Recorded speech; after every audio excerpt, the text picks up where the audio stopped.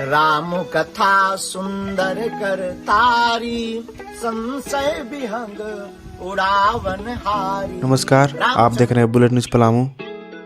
बता दें कि अंतर्राष्ट्रीय कथावाचक धीरेन्द्र शास्त्री उर्फ बागेश्वर बाबा का दरबार पलामू में सजने वाला है। 10 दिसंबर से अंतर्राष्ट्रीय कथावाचक धीरेन्द्र शास्त्री पलामू में 3 दिनों तक रहेंगे। दरअसल आयोजन समिति ने कुछ दिनों पहले ही पलामू जिला प्रशासन से धीरेन्द्र शास्त्री के कार्यक्रम को लेकर अनुमति मांगी थी, तो लंबे समय के बाद कार्यक्रम की अनुमति दी गई है। दरअसल आयोजन मेदिनीनगर शहर से करीब 7 से 8 किलोमीटर की दूरी पर हो रहा है।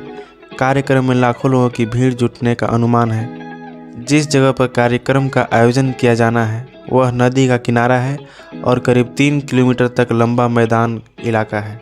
धीरेन्द्र शास्त्री कार्यक्रम को लेकर कई जगह टेंट सिटी भी बनाए जाने की योजना है। पलामू के सदर एसडीएम ने इस कार्यक्रम की जानकारी दी है।